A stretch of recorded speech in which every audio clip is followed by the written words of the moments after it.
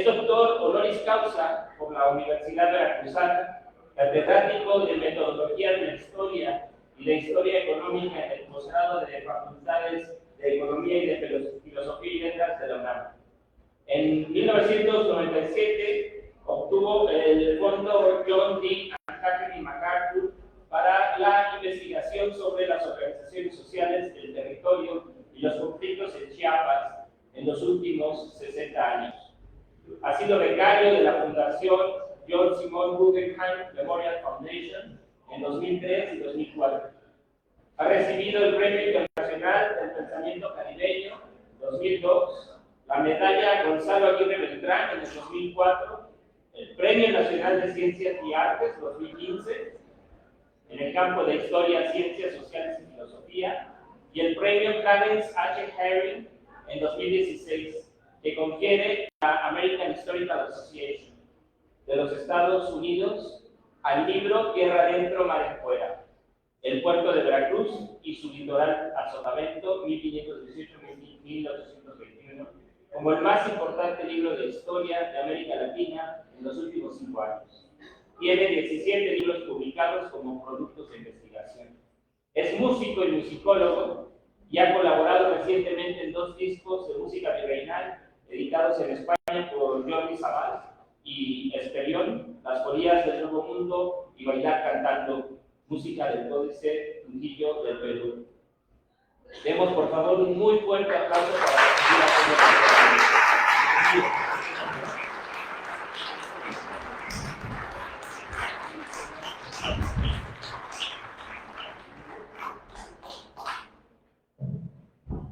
Bueno, muy buenos días. Muchas gracias por la presentación. No se crean todo eso. Esos son pues, cosas que uno va haciendo y sin necesidad se van acumulando al paso de los años. No sé si se escucha bien. Yo creo que sí. En esta ocasión, yo quisiera hablar un poco a partir del trabajo que yo he realizado.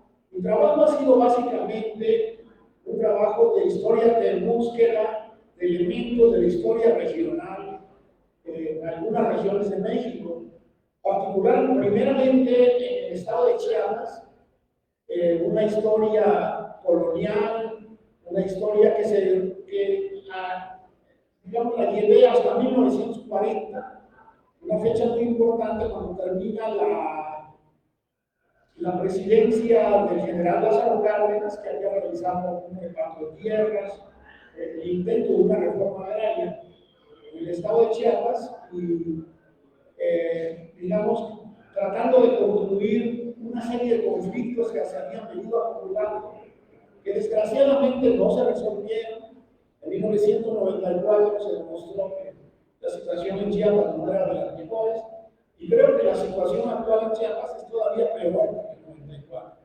Es decir, Chiapas no tiene gobierno, no tiene un control absolutamente, y más bien el imperio del crimen organizado, ya ni siquiera de grupos armados que derivan de movimientos sociales. Eso, digamos, pasó a la historia del siglo pasado. Lo que ahora tenemos es algo que yo había dicho en un libro que se llama Fronteras Interiores, parafraseando a Gerson. Chiapas es un poco cada quien para sí. Yo decía, se va a convertir en un cada quien para sí y Dios contra todos. Es decir, una mezcla de conflictos dificilísimos de resolver por la crisis del sistema social, del sistema político y del sistema capitalista en general, el modo en que el capitalismo se ha implantado en ese país de la primera periferia, vamos a decir. En ese trabajo yo intenté definir una región y lo hice y lo he seguido haciendo, intentando hacer una superposición de rasgos económicos, políticos, sociales e incluso culturales para elaborar una especie de miradas totales sobre ciertas regiones.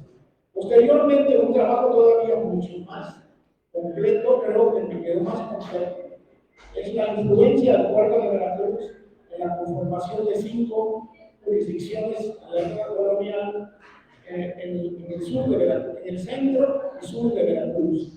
5 jurisdicciones, algunas de las cuales, Tuxtla, Coaxtla, pertenecieron también a este mismo marquesado, cuyo eje estaba precisamente aquí, en Cuernavaca, y precisamente aquí, en este edificio, ¿verdad? El marquesado de Hernán Cortés, establecido en 1529, después de un viaje de Cortés en busca de legitimar las propiedades que había obtenido a partir de la conquista. Aquí es muy importante decir que el marquesado de Hernán Cortés fue un proyecto del propio Cortés que se contraponía al proyecto de la corona de alguna manera, o sea, el proyecto social, vamos a decir, de la corona, la implantación de una sociedad colonial, digamos, perteneciente a la corona de Castilla, pero que Hernán Cortés tenía sus propias ideas acerca de cómo debía ser esta sociedad colonial. La idea de la corona se conformó sobre todo alrededor de la Orden de San Francisco, que consideraba que los indígenas debían estar separados del resto de la población, que los indígenas eran, vamos a decir, los mejores cristianos, incluso de los españoles, que había que preservarlos de las malas influencias, tanto del grupo social proveniente de Europa, como de los africanos y sus descendientes, digamos, separados de blancos, negros, mulatos, mestizos, etc. Tenían que vivir en comunidades, vamos a decir, aisladas, protegidas por esta utopía franciscana, que consistía en mantener esta pureza, supuesta pureza de las comunidades indígenas, tal y como la concibe la corona española. El proyecto de Cortés era bien diferente, porque Cortés tenía una doble personalidad, ¿no? Era un bipolar de alguna manera en términos de concepción social. Por un lado tenía una mirada y una adaptación total a lo que había sido la feudalidad en España, es decir, era un señor feudal, se comportaba como un señor feudal y trataba de encontrar en las sociedades mesoamericanas rasgos de feudalidad que le fueran familiares y poderlos desarrollar, ¿verdad? Como un ejemplo sería la donación de mujeres después de la guerra, que es una costumbre, ¿no?, mesoamericana también, que encuentra Cortés, pero una costumbre que existía en la feudalidad europea. En eso, digamos, Mesoamérica y el mundo feudal europeo tenían mucho que ver, ¿verdad?, con esta concepción de hegemonía machista, vamos a decir, después de una guerra. Se repartían las mujeres y sobre todo eso empataba con la creencia mesoamericana de que existía antes de la conquista, de que ofrecer a las mujeres, hijas principalmente de los Tlatoani o de los Tlatoque, ¿no?, en plural, que iban a adquirir iban a emparentar con los vencedores. Eso sucedía en general desde el periodo preclásico, ¿no?, en Mesoamérica. Cortés estaba encantado, cuando encontró esa costumbre, pues, se adaptó muy rápidamente, ¿no?, desde su primer arribo a la costa de Tabasco, ¿no?, donde le hacen un regalo de 20 mujeres. Pero en otro sentido, en la otra personalidad, Cortés era un empresario capitalista también. Es decir, era un visionario vamos a decir, de las inversiones que podían hacer los conquistadores, de alguna manera también para independizarse del poder de la corona al que consideraba él, siendo un señor feudal, consideraba demasiado afeudaladas, vamos a decir, demasiado conservadoras. Entonces, la conquista de México, entonces, muy pocos autores, quizás José Luis Martínez es uno de los que lo ve en un principio, y recientemente otros autores han visto que el proyecto de Cortés en última instancia era seguir las conquistas para llegar al extremo oriente. La mira de Cortés es llegar a las Islas Molucas, a las Marianas y posteriormente también a las Filipinas. Pero el primer punto es Molucas. Entonces, una vez que termina él, según él, con la consolidación de la conquista, lo primero que hace es construir astilleros en el Pacífico para continuar hacia el Pacífico. Pero pues, esto, digamos, me ganó el tiempo, ¿verdad? Ya traía una cauda de enemigos que hacen juicio, de residencia, etc. El rey empieza a dudar de la efectividad de Cortés para todo esto.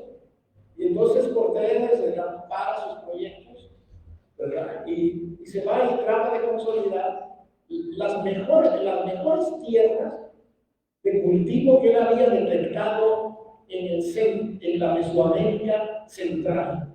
Entonces, lo que ahora sería el corazón de México, ¿verdad?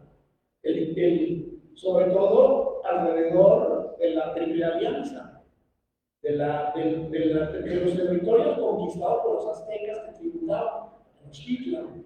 A Tenochtitlan, a Texcoco y a Tacuba, y en algunas ocasiones a Azcapotzalco también. Entonces lo que hace Cortés es, bueno, decir, este va a ser mi nuevo proyecto, este va a ser un proyecto diferente. Y mi proyecto diferente va a estar, aparece primeramente escrito en las ordenanzas de 1524 en Coyoacán, redactadas en Coyoacán.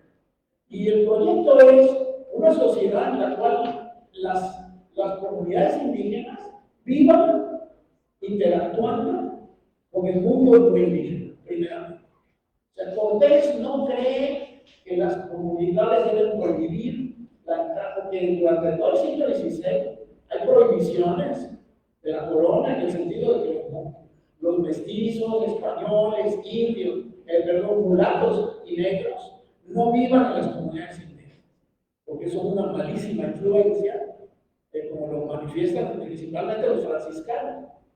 Los franciscanos están prácticamente en ese sentido tratando de alimentar esa idea. Cortés es todo lo contrario, él se alía a otras órdenes religiosas. El marquesado, primero al Hospital de Jesús y a las órdenes religiosas, militares que ya existían en España, como Alcántara y otras, que tenían, digamos, una visión mucho más fluida, vamos a decir, del proyecto social. Lo que hace Cortés entonces es tratar de hacer una sociedad mixta, una sociedad mestiza. No importa que se mezclen.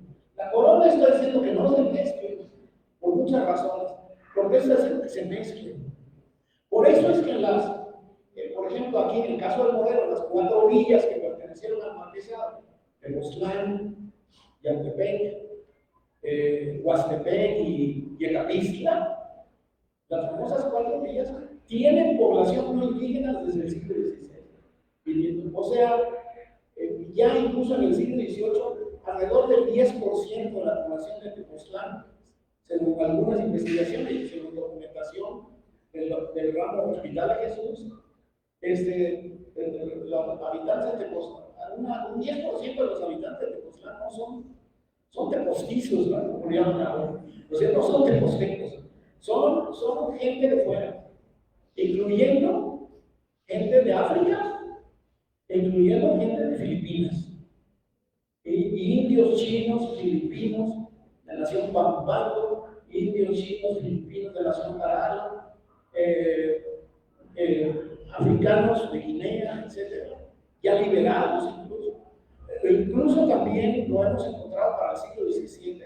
La comunidad indígena de Tepoztlán ayuda a liberar a los negros huidos de las haciendas.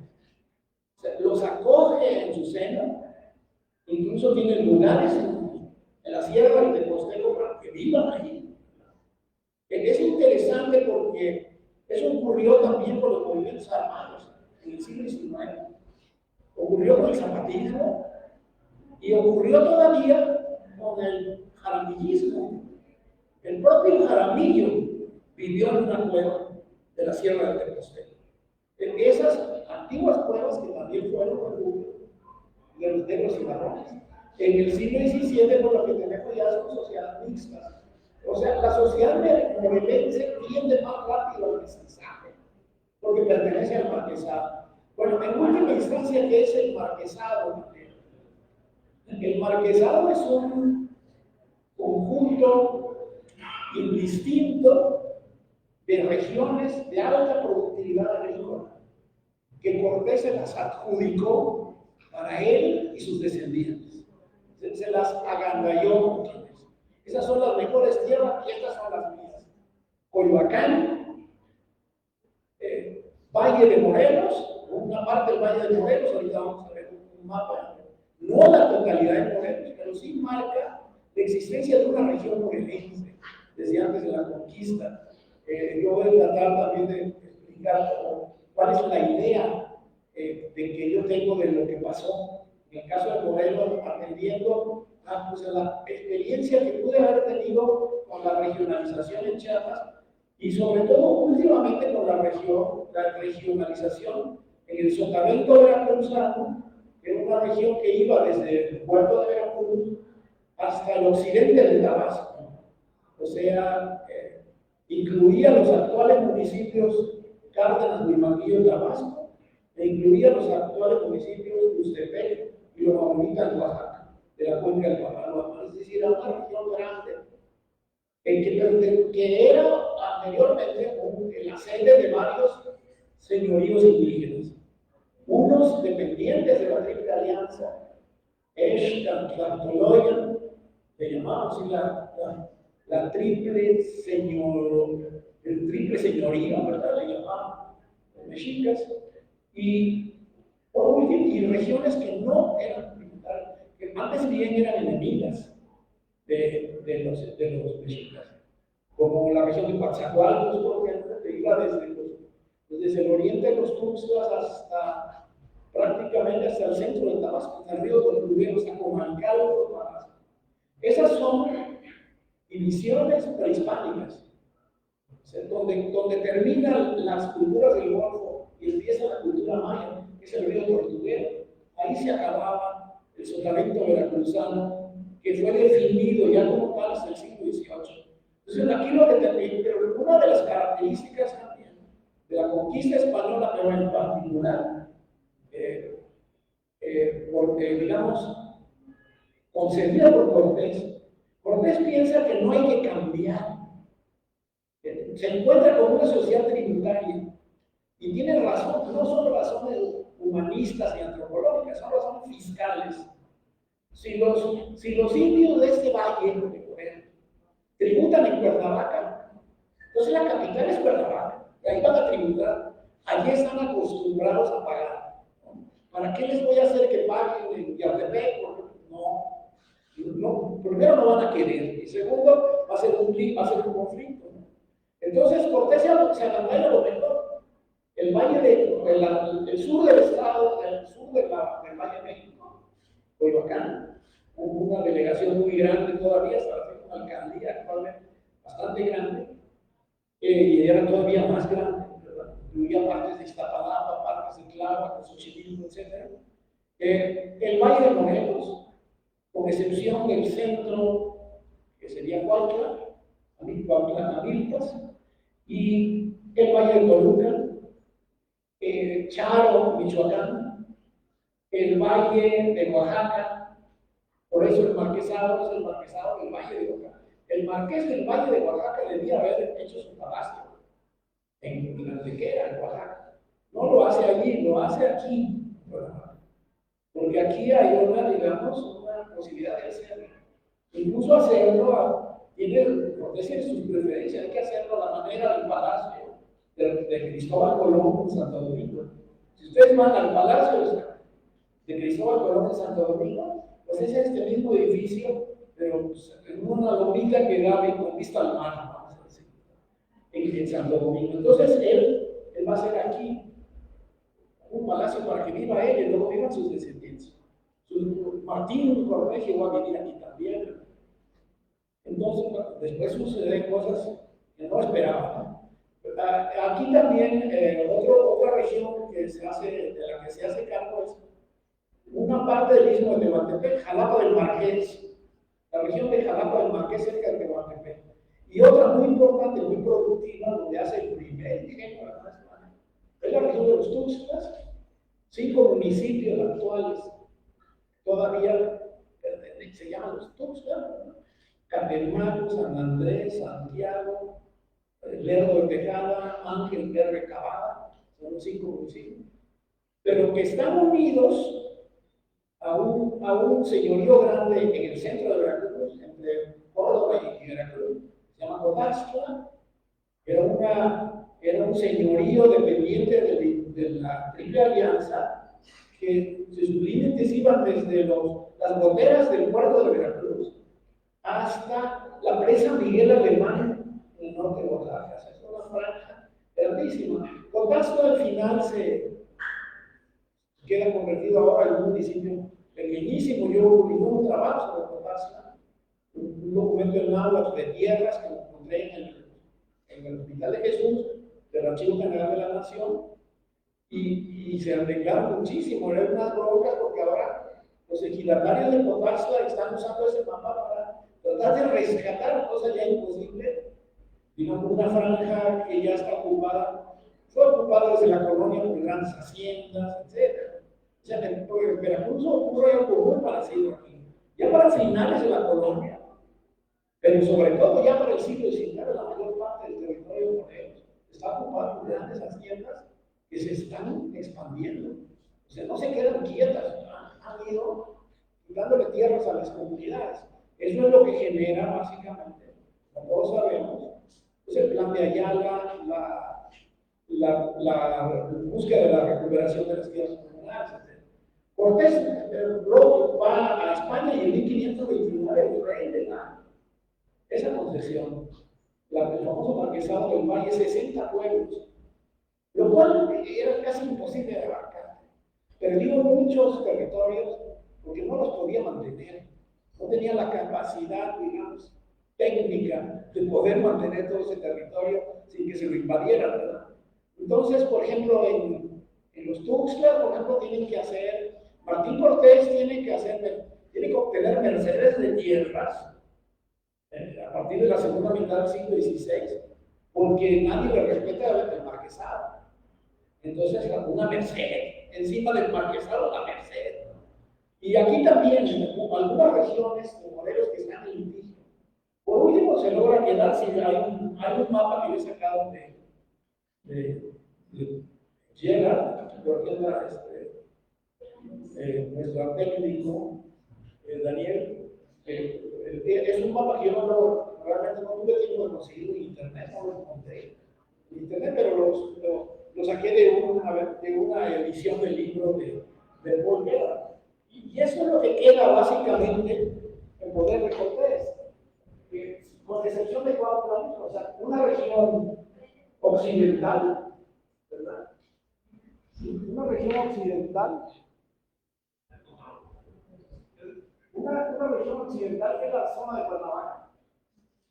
Sus cuatro villas, Tepoztlán, Huastepec, Ecatepec y Ecatistla, que queda un poco aislado, porque aquí hay una demanda de tierras que viene desde la zona de Milpalta, de la cual Milpalta, Tláhuac, Xochimilco, etc.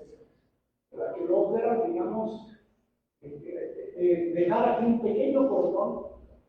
Y entonces es esta región llamada Tlalhuic, que es pegado a la tierra, es el mundo campesino que los mexicas dicen es nuestro jardín para sembrar. Es nuestro patio trasero para sembrar y para obtener sobre todo recursos agrícolas. Es esta zona que se llama Tlalhuic.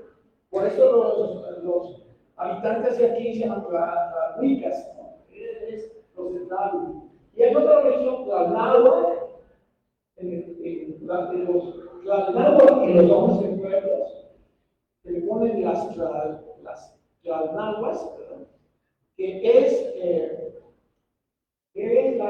Esos 11 pueblos que se parecen los 11 porque son a lo largo del siglo XVI son reacomodados. Entonces la región de Antepelo, Huancatepec, Chalcatzingo, lo que ahora se llama Tepancingo, Atlacahualoya, Teotlalo.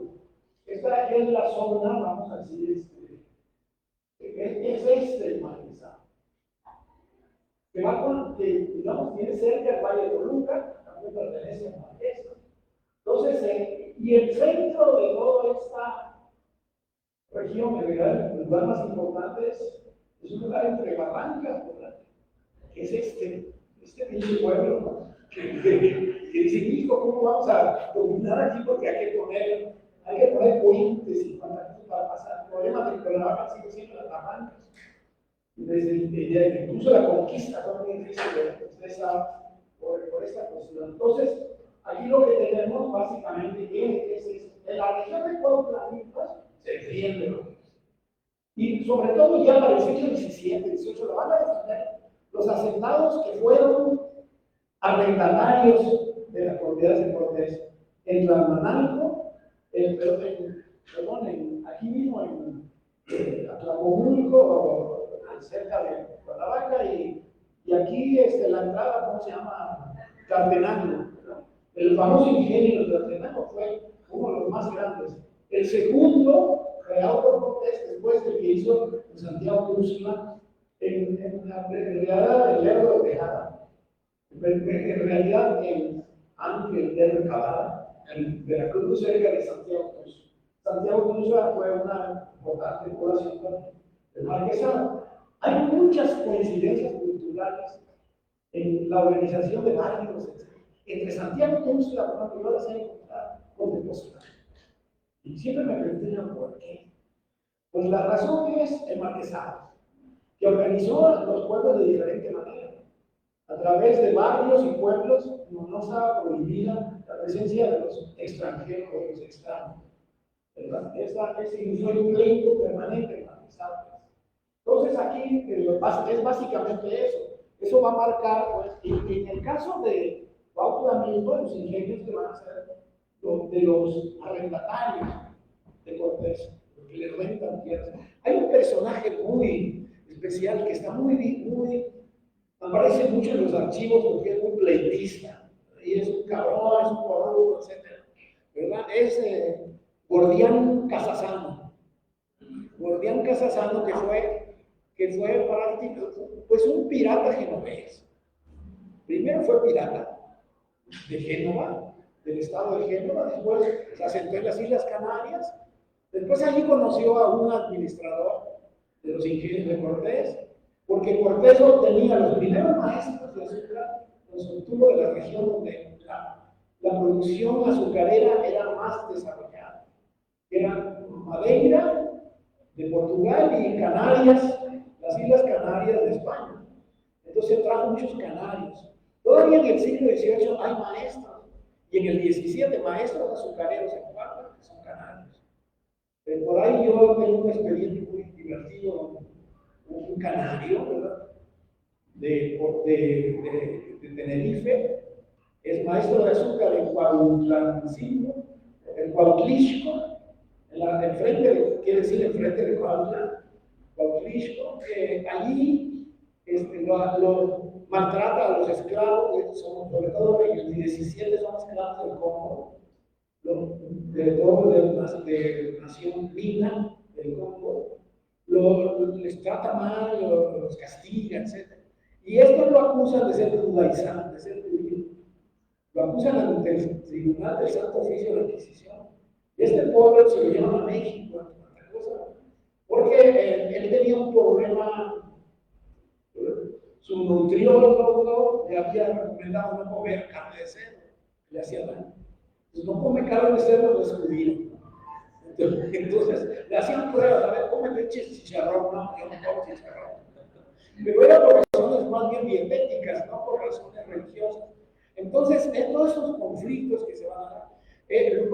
Morelos también va a aparecer como una región sumamente conflictiva porque es una región de paso.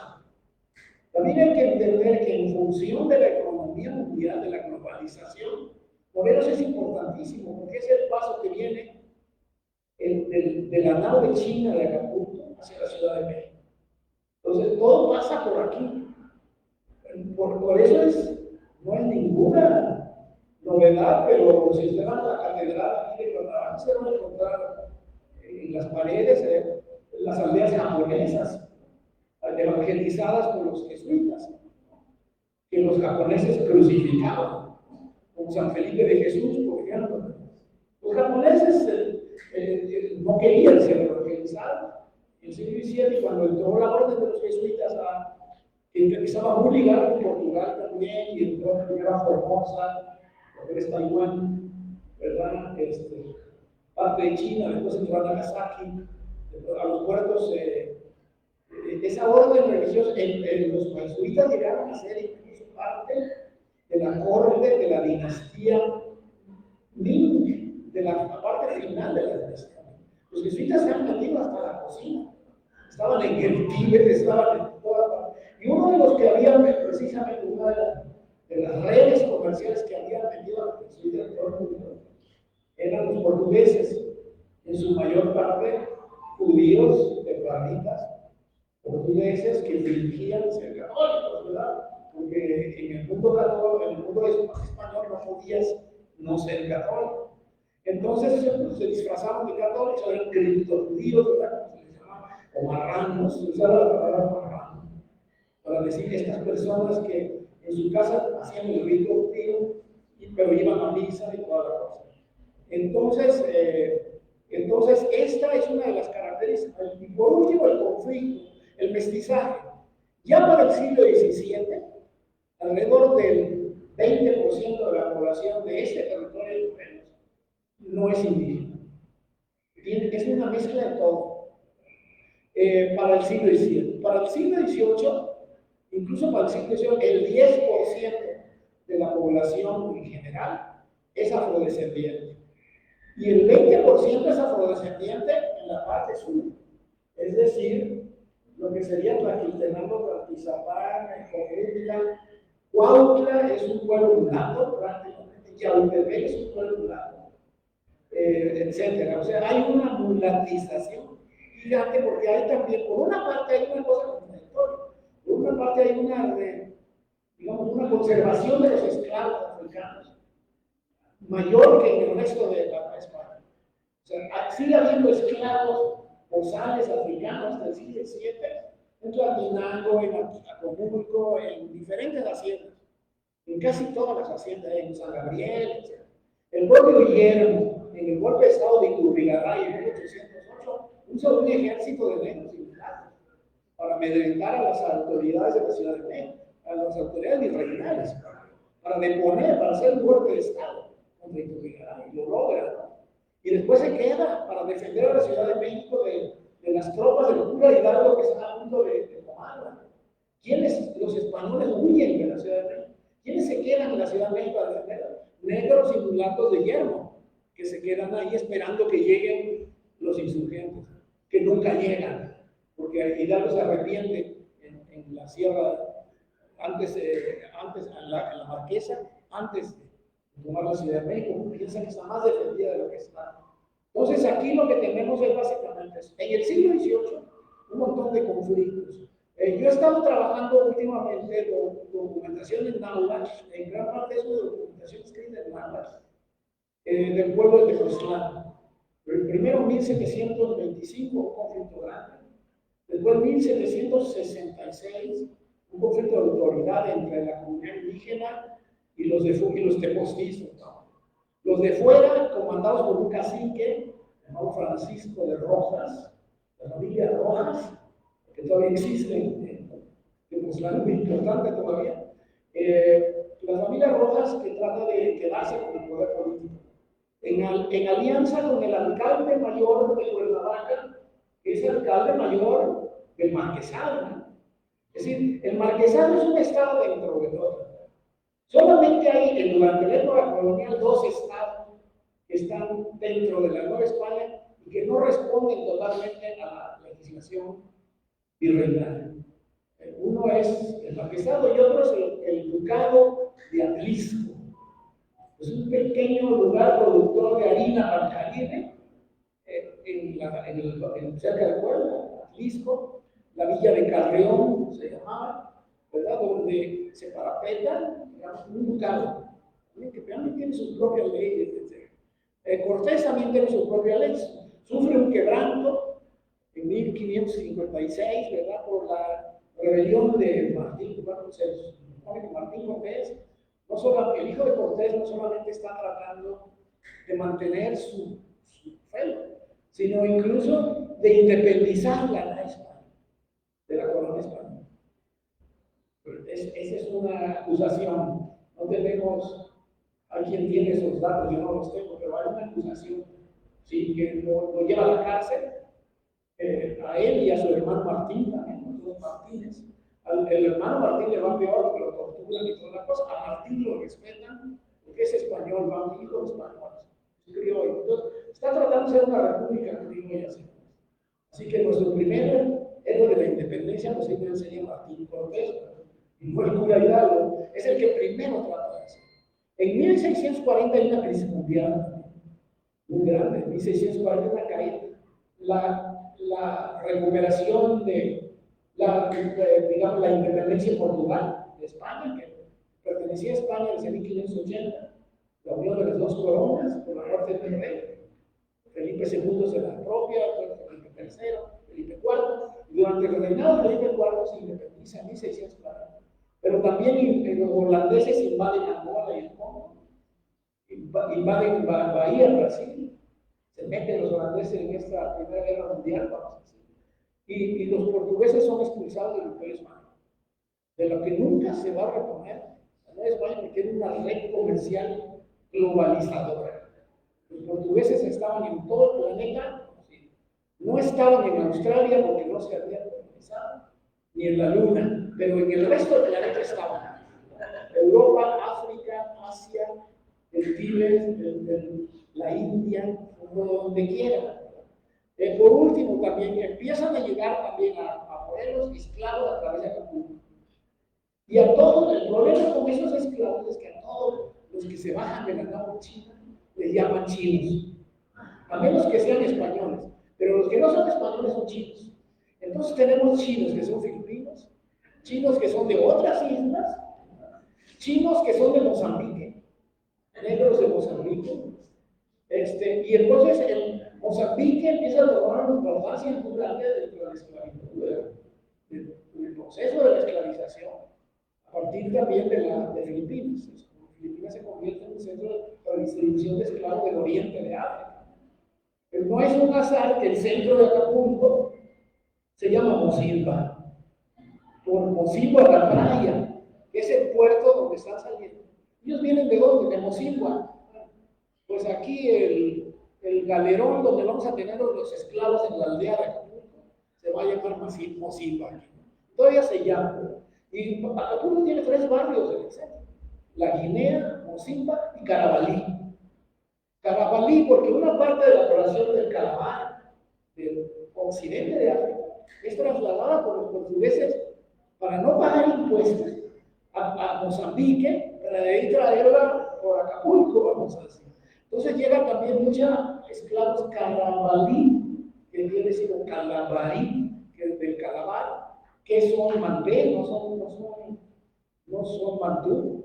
En África solo hay 2 grandes grupos de lengua, los mantúes y los mandé, que aquí son llamados, y en América son llamados mandingas.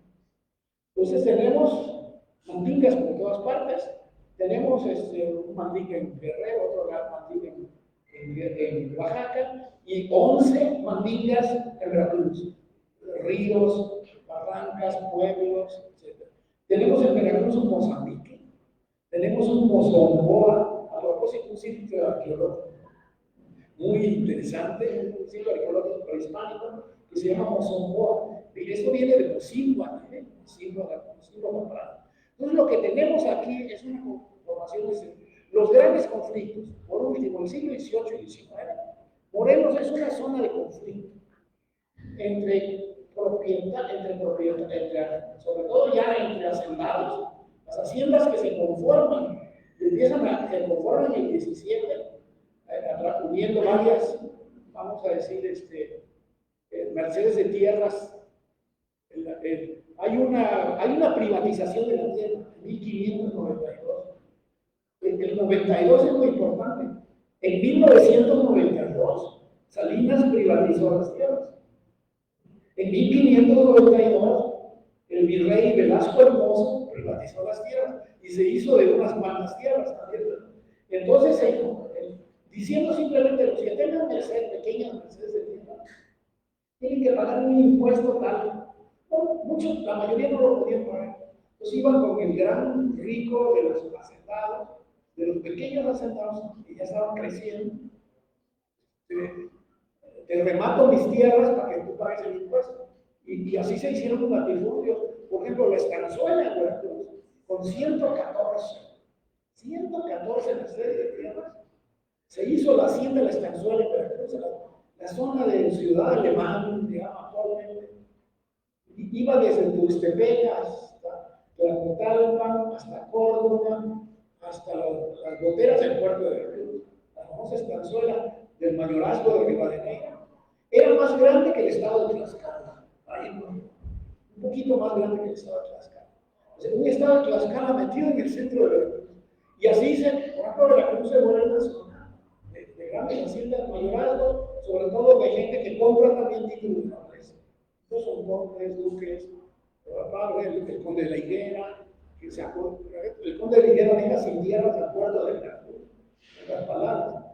Aquí también, aquí las grandes haciendas pues están unas en el sur, van creciendo hacia el norte, otras en el norte, como Huacalco, que van creciendo. Si uno ve un mapa de Yautepec en el siglo XVIII, Yautepec está cercado por una hacienda, Aquiguaya, en el sur, una hacienda en el norte, Huacalco, y otra más, digamos hacia Cuernavaca, ¿verdad? Que ya viene avanzando hacia Yautepec. Eso va a generar un conflicto en la guerra de independencia. La participación de los morelenses, ¿no?, en la guerra de independencia es básicamente por cuestiones de tierras y de conflictos entre hacendados y campesinos, campesinos mestizos, indígenas también, que están luchando contra esa creación. Eso se va a exacerbar en el siglo XIX, muy fuertemente hasta el Porfiriato, cuando Porfirio Díaz, también a partir de una reforma, 1892, o sea, tenemos una repetición, 1592, 1892, 1992, a ver qué pasa en el 92 de este siglo. A lo mejor hay una nueva reconstitución. En el 1892 también Porfirio Díaz se manda se tiene que registrar. Esa documentación está completa en un ramo de la que ha sido poco estudiado. Se llama Buscas de Tierras. El ramo Buscas de Tierras. Esos son los pleitos, Buscas de Tierras. Ahí van a encontrar en Buscas de Tierras todos los pleitos del estado de Morelos, de todo el país, en contra de los hacendados. Pero Morelos se distingue.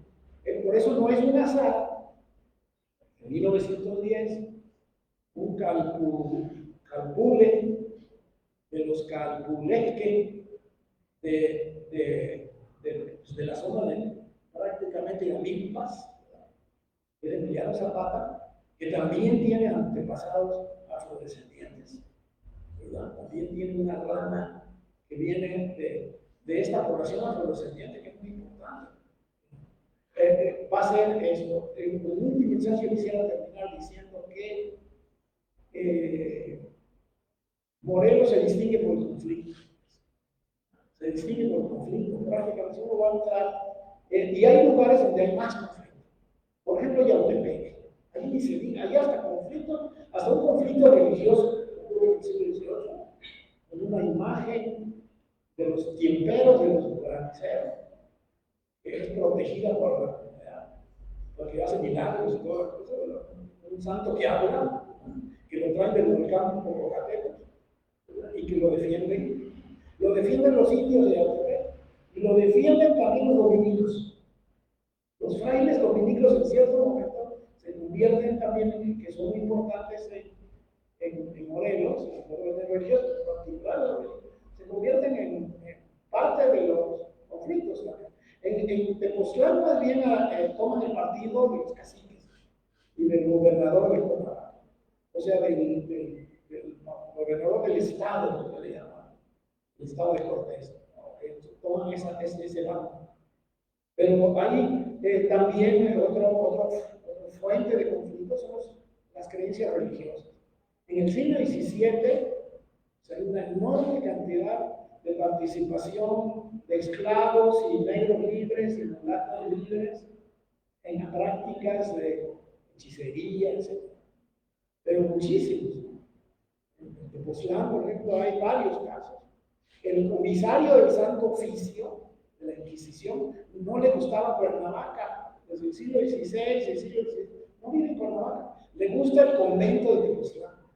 Tiene mejor clima, es más chido vivir en Tepoztlán que en un convento aquí, ¿verdad? Entonces, Tepoztlán es muy importante, se convierte en cabeza de la Inquisición durante el siglo XVII. También, curiosamente, también se pide Rojas, se llama Fray Luis de Rojas.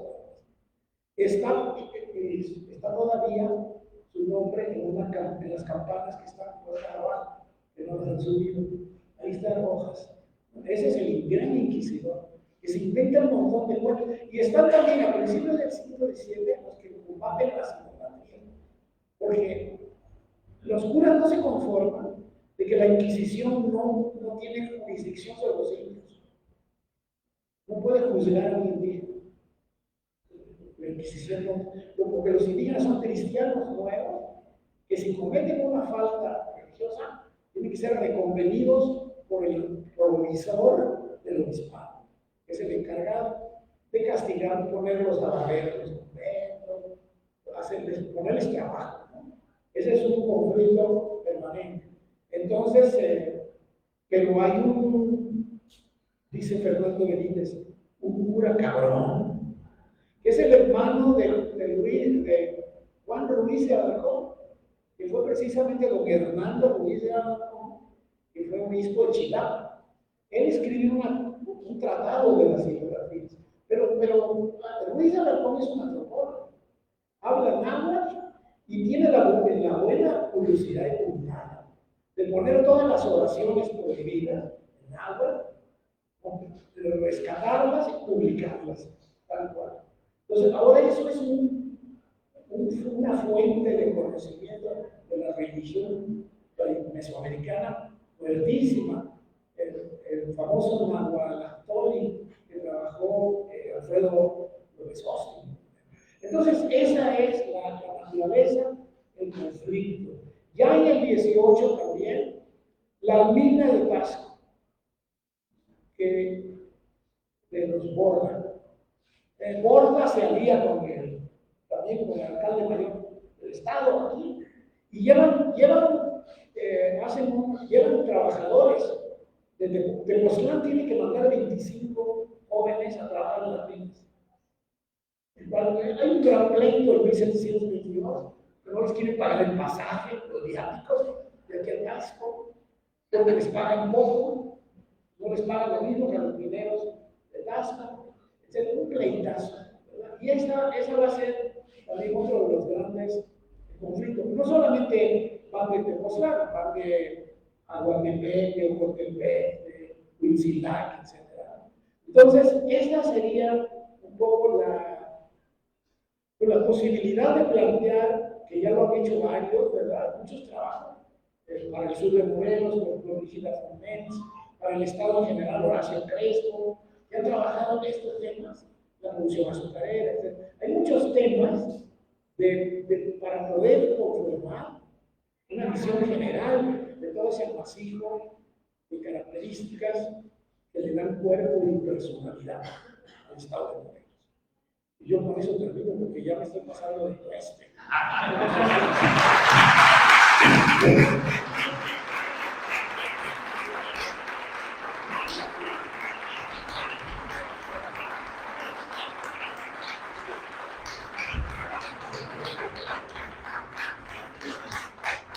Bueno,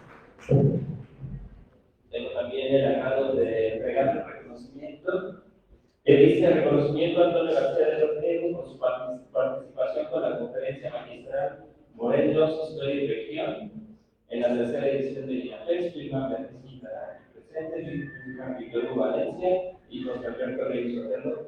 Muchísimas gracias también por esta participación y también un paquetito de por su paquete de INAFES.